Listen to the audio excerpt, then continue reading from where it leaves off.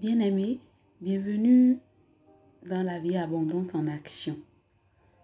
De par cette chaîne, nous aurons des temps d'évangélisation, des partages pour exhorter, pour étudier la parole de Dieu, enseigner également, conformément à la source de la vie abondante, l'auteur du salut éternel, qui est notre Seigneur Jésus-Christ.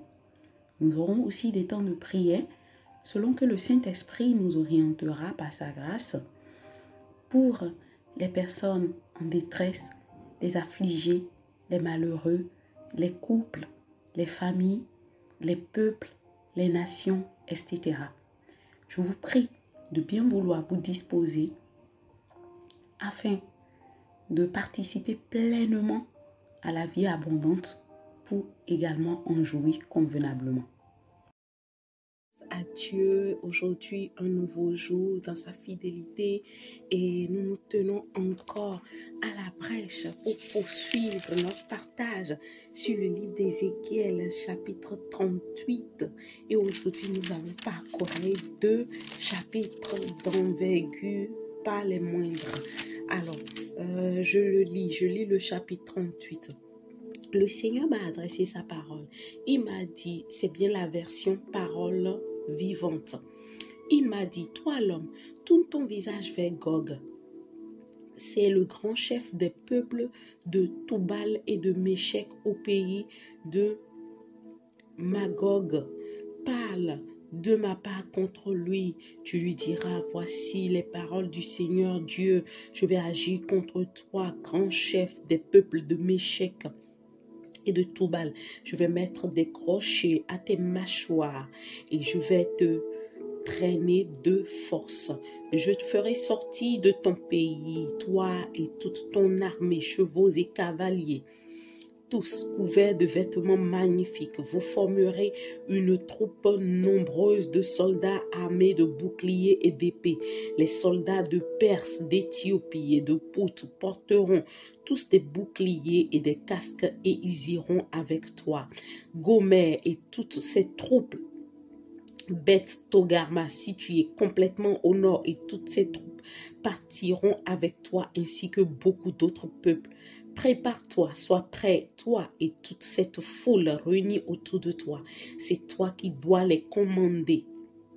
Dans plusieurs années, beaucoup plus tard, je t'enverrai contre le peuple d'Israël. À ce moment-là, ses habitants auront échappé à la guerre. Ils auront quitté les pays où ils habitaient. Ils seront rassemblés sur les montagnes d'Israël qui étaient restées longtemps sans habitants. Après avoir quitté les autres peuples, ils vivront tous en sécurité. Toi, ton armée et tes nombreux alliés, vous les attaquerez. Vous tomberez sur eux comme une tempête. Vous couvrirez leur pays comme une montagne de nuages. Moi, le Seigneur Dieu, je le dis, à ce moment-là, beaucoup d'idées te viendront à l'esprit et tu formeras un projet qui apporte le malheur. Tu décideras d'attaquer un pays sans défense. Là, les gens sont tranquilles et vivent en sécurité. Les villes ne sont pas protégées par des murs et elles sont sans porte et sans serrure. Tu iras là-bas pour prendre des richesses de guerre et piller. Tu attaqueras des gens qui habitent de nouveau dans des villes autrefois détruites. Ils seront rassemblés en quittant des pays étrangers. Ils possèdent des troupeaux et des biens. Ils habitent le centre du monde. Les habitants de Saba et de Dédon, les commerçants de Tarsis et les villes voisines te demanderont, est-ce pour piller que tu as rassemblé ton armée? Est-ce pour prendre de l'argent et de l'or, des troupeaux et des biens pour remporter beaucoup de richesses de guerre? Toi l'homme, parle de ma part et dis à Gog, voici les paroles du Seigneur Dieu. Quand Israël, mon peuple, vivra en sécurité, tu partiras, tu viendras de ton pays situé complètement au nord avec des soldats de nombreux pays. Tu verras tous monter sur des chevaux et vous serez très nombreux et vous formerez une armée puissante. Tu viendras attaquer Israël, mon peuple, et tu couvriras son pays comme un nuage couvre la terre. Cela arrivera dans très longtemps. Je t'enverrai attaquer mon pays. Alors les autres peuples sauront que le Dieu saint, c'est moi. Je leur montrerai cela en me servant de toi, Gog. Voici ce que je dis, moi le Seigneur Dieu. Autrefois, j'ai parlé de toi par l'intermédiaire de mes serviteurs, les prophètes d'Israël. Pendant de nombreuses années, ils ont annoncé que je t'enverrai attaquer mon peuple.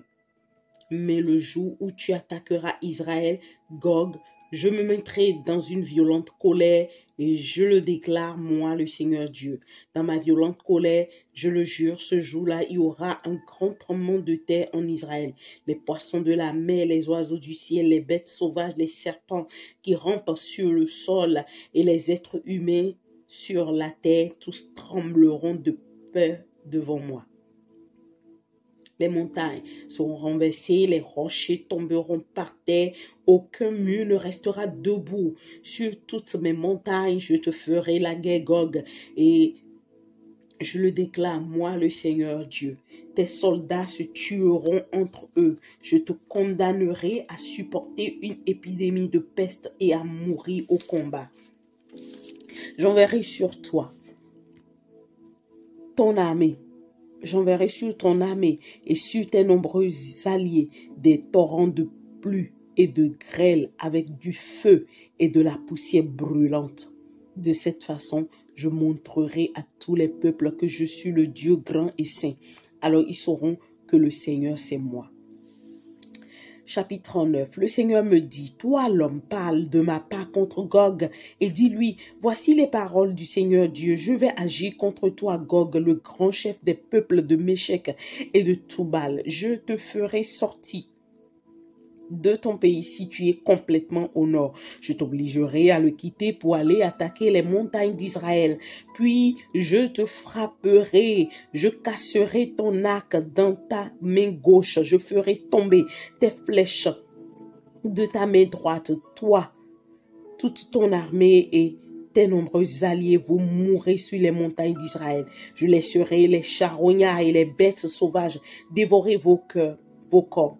Tu mourras en pleine campagne, comme je l'ai annoncé. Je le déclare, moi, le Seigneur Dieu. Je mettrai le feu au pays de Magog et chez les habitants des îles qui se croient en sécurité. Alors ils sauront que le Seigneur, c'est moi. Je ferai connaître à Israël, mon peuple, combien je suis saint. Je ne laisserai plus mépriser mon saint nom et les autres peuples sauront que le Seigneur, le Dieu Saint d'Israël, c'est moi. Oui, ces événements vont arriver. Ils commencent à se réaliser. C'est le jour du jugement que j'ai annoncé. Moi, le Seigneur Dieu, je le déclare. Les Israélites sortiront de leur ville. Ils allumeront un feu. Ils brûleront les armes de leurs ennemis. Tous les boucliers petits et grands, les arcs et les flèches, les épées et les lances. Tout cela fera un feu pendant 7 ans.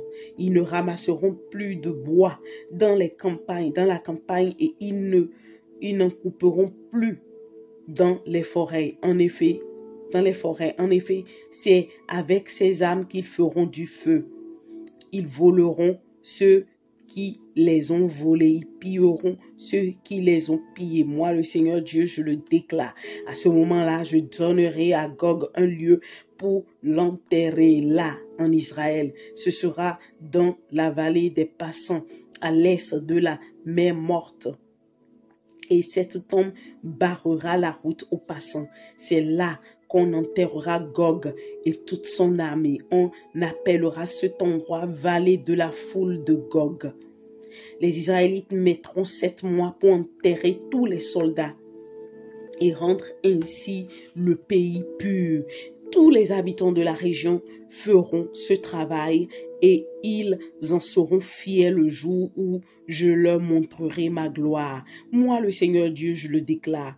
Après ces 7 mois, on choisira des hommes qui passeront tout le temps à parcourir le pays.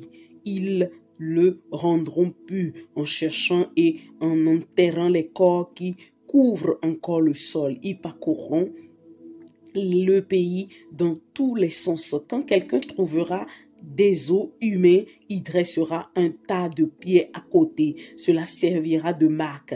Alors ceux qui creusent les tombes viendront prendre ces os et ils les enterreront dans la vallée de la foule de Gog. Il y aura même une ville appelée Ammona, c'est-à-dire foule. À la fin, le pays sera pur. Le Seigneur Dieu me dit encore, toi l'homme, dis de ma part aux oiseaux de toutes sortes et aux bêtes sauvages, venez de partout, rassemblez-vous pour participer au sacrifice que je vais offrir pour vous. Ce sera un grand sacrifice sur les montagnes d'Israël. Vous mangerez de la chair et vous boirez du sang. Vous mangerez les corps des combattants courageux et vous boirez le sang des chefs de ce monde offert en sacrifice à la place des béliers, des agneaux, des boucs et des veaux gras du Bashan. Vous pourrez manger de la graisse tant que vous voudriez, boire du sang jusqu'à devenir ivre. Voilà le sacrifice que j'offre pour vous. À ce grand repas, vous mangerez tant que vous voudriez des chevaux et des cavaliers, des soldats et des combattants de toutes sortes. Moi, le Seigneur, Dieu, je le déclare. Je montrerai ma gloire aux autres peuples. Ils verront tous comment je me sers de mon pouvoir pour appliquer mon jugement. À partir de ce moment-là, les Israélites sauront que le Seigneur, leur Dieu, c'est moi. Les autres peuples comprendront ceci. Les Israélites ont été déportés à cause de leur faute, parce qu'ils n'ont pas été fidèles envers moi, le Seigneur. C'est pourquoi je me suis détourné d'eux. Je les ai livrés au pouvoir de leurs ennemis et ils ont tous été tués à la guerre. Je me suis détourné d'eux et je les ai traités en tenant compte de leurs actes impurs et de leurs fautes. Eh bien, voici ce que je dis, moi, le Seigneur Dieu. À partir de maintenant, je vais avoir pitié des Israélites, de ceux qui sont nés de Jacob. Je vais ramener leurs prisonniers et j'exigerai de tous le respect dû à mon saint nom. Alors ils oublieront leur honte et toutes les difficultés qu'ils ont commises envers moi. Ils habiteront en sécurité sur leur terre et personne ne les fera plus trembler de peur. Je les ferai sortir des pays de leurs ennemis et je les rassemblerai pour les ramener chez eux. En me servant d'eux, je montrerai à beaucoup de peuples que le Dieu saint, c'est moi. Quand je rassemblerai les Israélites sur leur terre, je ne laisserai personne dans les pays où je les avais déportés. À ce moment-là, les Israélites sauront que le Seigneur, leur Dieu, c'est moi. Je donnerai mon esprit au peuple d'Israël et je ne me détournerai plus de lui. Voilà ce que le Seigneur Dieu déclare. Amen. Amen. Bien-aimés, on a passé plus de 12 minutes et quelques secondes pour ces deux chapitres qui sont en fait les mêmes. Et je vous avais déjà, j'ai pour habitude de toujours vous le dire, que la Bible n'était pas scindée en chapitres et puis en versets. Et que ce sont en fait les sagesses que Dieu a conférées à l'homme qui a permis en fait ces subdivisions. Et ça nous permet en fait de lire de façon plus fluide et de façon plus compréhensible. Donc, étant donné que ces deux chapitres traitent de la même histoire à venir, de la même situation à venir, eh bien, j'ai opté de les condenser ensemble. Du coup, j'ai subdivisé ces deux chapitres-là en 4 parties. Et avant d'intituler les 4 chapitres, le titre sera à venir. Je sais pourquoi je le dis, le titre sera à venir. Donc, restez tranquille. Alors, j'ai tenu, voilà, faire quelques recherches pour comprendre davantage, parce que je suis sûre que on a déjà eu à parler en fait de Gog et de Magog. Hein. On a parlé déjà de Gog et de Magog. Si on a étudié en fait le livre de Daniel, le livre d'Apocalypse, on en a bien briefé. Et là, on y va un peu plus en profondeur. Et Ézéchiel, il faut dire, il a eu en fait un privilège d'avoir plus de clarté à propos de la vision que le Seigneur lui a conférée. Et des détails vraiment sont bien effectifs. Et je n'aimerais pas vous en passer. Mon désir est de vous en partager de façon plus minutieuse pour que vous et moi, nous comprenions plus et que nous discernions des choses à venir pour pas être étonnés si on est encore sur la terre quand ces choses surviendront. Alors, donc, Gog a pour signification montagne. Et j'avais déjà dit, montagne, c'est en fait une puissance, ce qui est flagrant dans les nations, ok, à partir des peuples, les dons de Dieu. Et il y a des nations aujourd'hui qui sont très imposantes, dans leur continent, hein, et on verra en fait, voilà pourquoi le Seigneur le permet.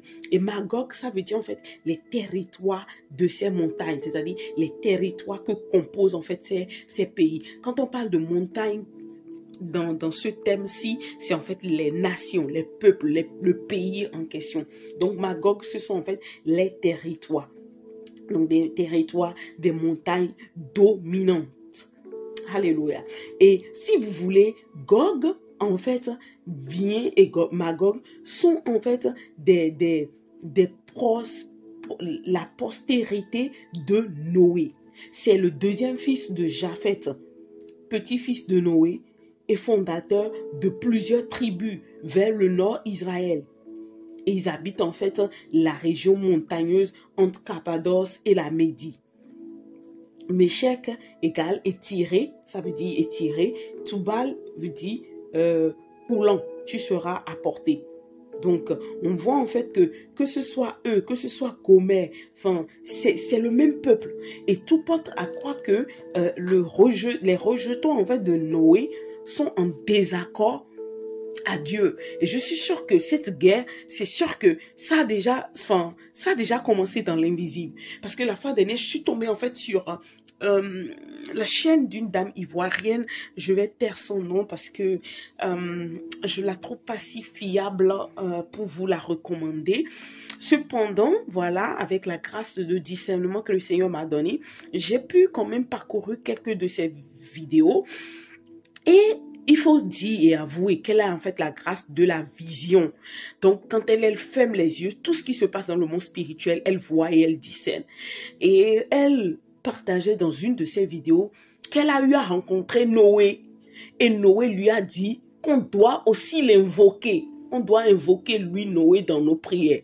Alors, quand moi j'ai entendu ça, j'ai dit, j'ai pour impression que cet homme est déchu du royaume de gloire de Dieu. Ah oui, un homme de Dieu avait déjà prédit ou prophétisé que jusqu'à présent encore, il y a encore la désobéissance, la rébellion envers Dieu sur son trône dans le ciel de gloire. Et là, j'avais compris quelque chose. Donc, quand j'ai entendu ça, mais moi, ça m'a mis une puce à l'oreille. Parce que la seule personne que nous devons invoquer ici sur terre pour atteindre Dieu, c'est Jésus. C'est le Seigneur. On n'a rien à faire avec Noé. Noé n'est pas mort pour nous. Noé n'a pas donné son sang pour nous. Quand on fait en fait même le parcours de son histoire, bref, on n'a rien à traiter. C'est vrai qu'il fait partie en fait des pères, mais est-ce que ce père pour autant est agréé de Dieu, reconnu par le Seigneur? Donc faisons très attention. Alors donc pour revenir dans notre texte ici, si vous voulez bien, c'est en fait ces rejetons que Dieu suscite. Parce que si vous avez bien écouté, nous entendons que c'est Dieu lui-même qui dit, je vais te susciter en mon temps pour que tu puisses te lever contre mon pays qui se trouve au centre du monde, qui est Israël. Donc, on voit que il n'y a rien sans rien. Et d'ailleurs, ce matin, quand je lisais, je pense, le livre, je suis actuellement en étude personnelle dans le livre de Job, et je pouvais lire comment Job était en train de dire que Dieu, il fait grandir les peuples. Ça, c'est Job chapitre 12, à partir du verset 23. Partant du verset 22, il dit ceci. Il fait sortir les choses cachées des profondeurs de la nuit. Il met en pleine lumière ce qui était dans l'ombre. Il fait grandir les peuples, puis il les détruit. Il les fait grandir, puis il les déporte. Il prive de raison les chefs d'un pays et les laisse aller d'un endroit à un autre dans un désert sans piste. Ils marchent à tâtons dans la nuit, sans lumière, et ils perdent l'équilibre comme s'ils avaient bu. Et quand je lisais ça, quand j'ai lu ça le matin, étant donné que j'avais déjà commencé l'étude du 38e chapitre et 39e chapitre du livre d'Ézéchiel, eh ben ça m'a fait en fait un titre dans la tête. Et j'ai compris en fait que, waouh, donc c'est Dieu lui-même qui décide. Waouh, Job le dit ici. Effectivement, le texte, il n'est pas en droit, dit comment Dieu, c'est en un temps que lui-même, il décide qu'il va susciter ses peuples. Alors, si vous voulez, les historiens ont dit en fait que ces peuples-là, la majorité de ces peuples se trouvent aujourd'hui en Russie. Et il y a en fait un commentateur que j'ai lu sur Internet qui a dit il y a juste 3 continents qui vont se laisser enrôler dans cette aventure désastreuse. Et il y a le continent européen, le continent asiatique et le continent africain. Alors quand j'ai lu le continent africain, je vous assure que ça m'a fait pincer le cœur. Oh là là là là, c'est vrai que je prie pour ma belle Afrique, pour que ce continent ne soit pas un continent qui tombe en fait dans la main de Dieu, c'est-à-dire dans sa colère. Mais malheureusement, enfin, le commentateur, il a dit en fait que c'est l'Afrique. Moi, j'aurais pu penser que peut-être c'est l'Amérique ou l'Océanie. On a dit non, c'est l'Afrique. Et pour revenir en fait au départ, au partage que j'ai fait, je l'ai scindé en 4 parties. Et la première partie, je l'ai intitulée « D'où vient en fait Gog ?» c'est-à-dire l'origine de Gog. Alors, si vous voulez, comme je viens de le dire, Gog, en fait, il est issu, en fait, il est un petit-fils de Noé. Il est un petit-fils de Noé, donc... qui a fait son parcours sur la terre. Il a eu tout ce qu'il lui fallait. Enfin, il a réussi. Il n'a pas manqué en fait d'obtenir des territoires. Voilà, de faire en fait des prouesses. Hein. Malheureusement, enfin, à cause de la richesse qu'il va accumuler, hein, qu'il a rassemblée, eh ben, il osera se lever contre le peuple de Dieu. Et vous voyez, en fait, la richesse, c'est vrai que c'est une bénédiction, mais je ne pense pas que forcément, il en faut aussi tant à l'homme pour rester dans les voies de Dieu.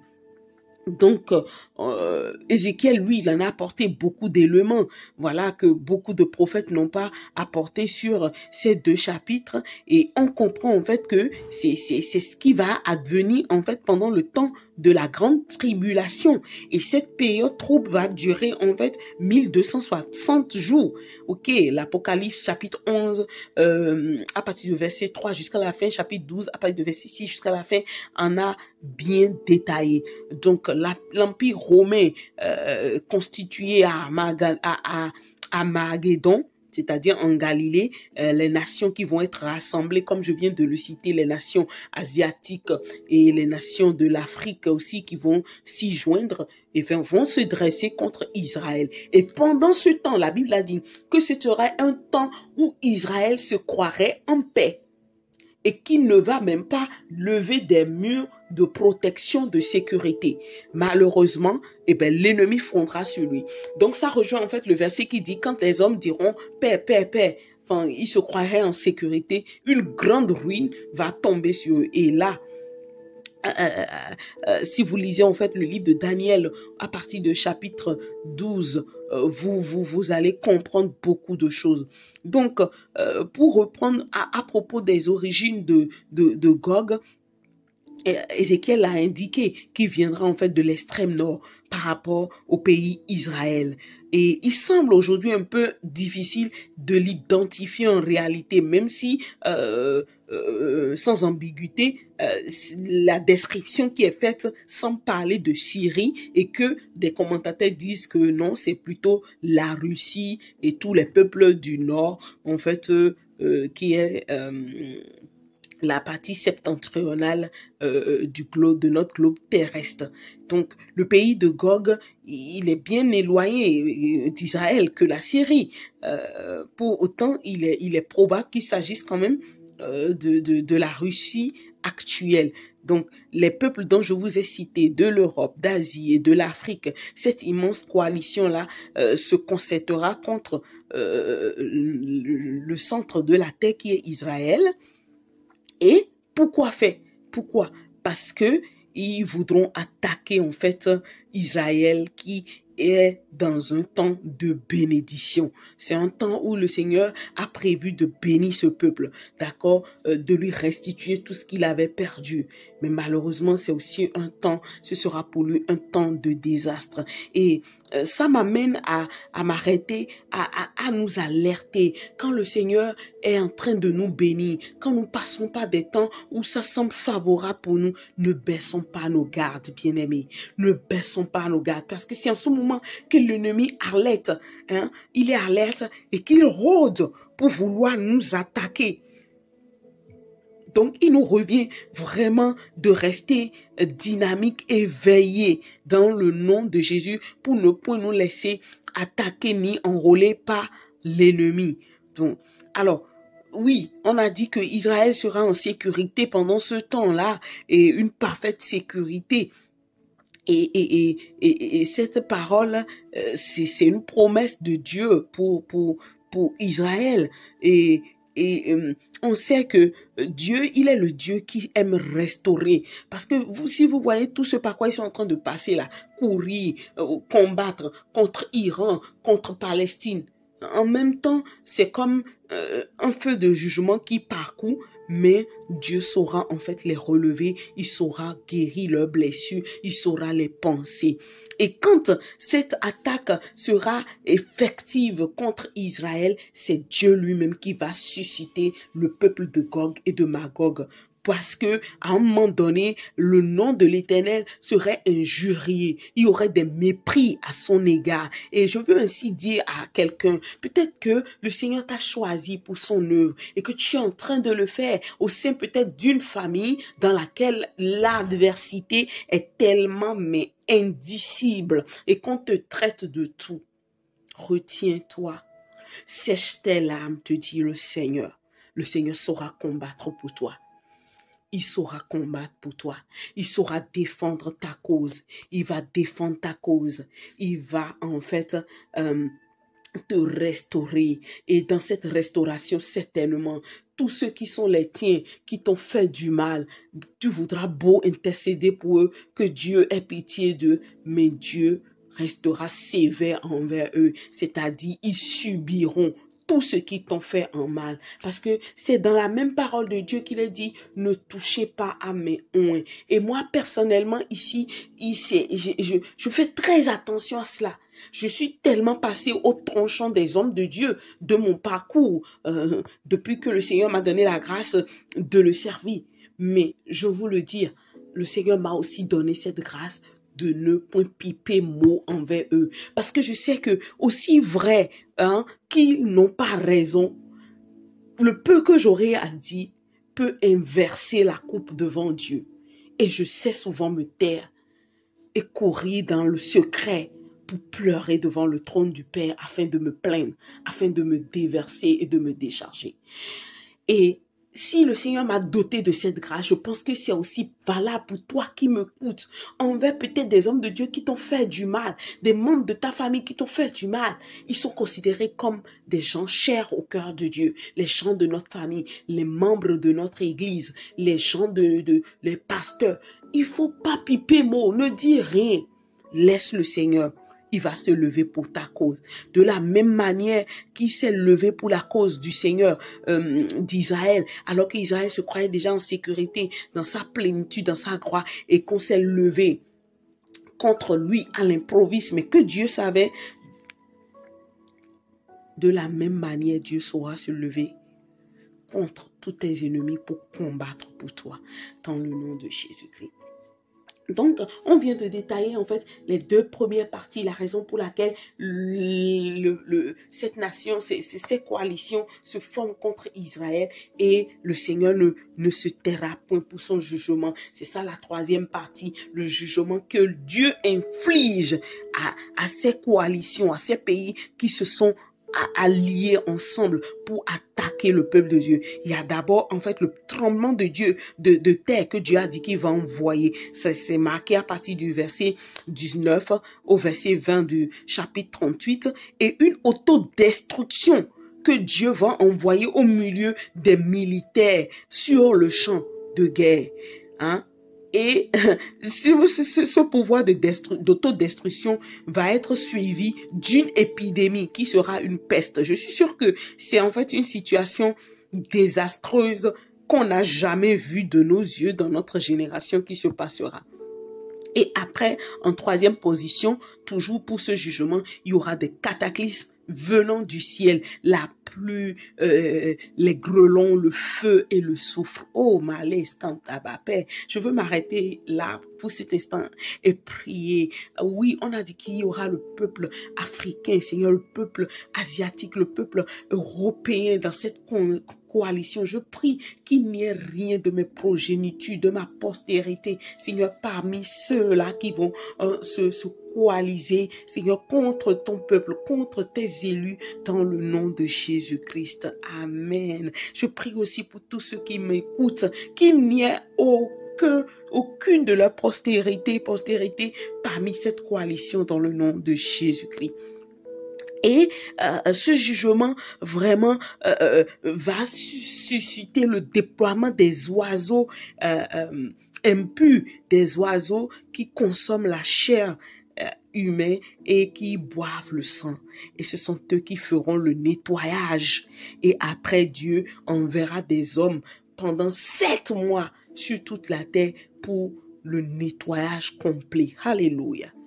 Alléluia. Afin que le pays soit purifié. Et c'est après cela que Dieu va acter un autre temps d'une nouvelle bénédiction sur Israël, et cette bénédiction sur Israël se répandra aussi sur les nations. Ainsi, tous les hommes reconnaîtront la gloire du seul vrai Dieu. En ce sens, on aurait déjà fait les 7 ans de gloire dans le ciel et on serait déjà de retour sur la terre. Les nations vont comprendre les raisons des épreuves d'Israël et discerneront que Dieu ne les a pas abandonnés, que c'est à cause de leur injustice que Dieu s'est détourné d'eux. Mais pour un moment, juste pour un moment, et qu'après il a su avoir confiance de son peuple pour les ramener à lui. Et ça porte à croire que c'est juste le complément d'Ézéchiel chapitre 37 sur le rétablissement d'Israël. Et ils vivront en fait ce rétablissement. Mais ce serait après un temps d'angoisse, un temps de pénibilité, un temps où ils traverseront une épreuve mais indicible. Je prie vraiment que si nous sommes encore des êtres humains sur la terre, que Dieu vraiment nous donne de ne pas faire partie de cette coalition comme j'ai fait la prière, mais qu'il nous préserve, qu'il nous protège dans le nom de Jésus-Christ. Donc, c'est ainsi que je viens de faire le partage sur les 2 chapitres, d'accord, qui traitent en fait de Gog et Magog, la destruction finale des coalisés contre Dieu, je vais l'appeler, je vais d'ailleurs l'écrire, la destruction finale des coalisés contre Dieu. Alléluia. Donc, ce serait effectivement une destruction que nous n'avons jamais vue, mais qui sera effective. Et Dieu va défendre ainsi son peuple. Et les nations qui vont se rallier à Israël aussi bénéficieront de la bénédiction de Dieu. Je prie que nos nations respectives d'où nous sortons soient des nations qui se trouvent, Seigneur, de bon côté pour pouvoir jouir de la grâce et la fidélité de Dieu. Bien-aimés, nous avons déjà passé les 30 minutes. Je n'irai pas plus loin. Hein, je veux dire, recevez mes salutations et recevez tout autant les salutations de notre grand et glorieux frère, le Seigneur Jésus-Christ. À très bientôt dans un autre temps de partage. Au revoir.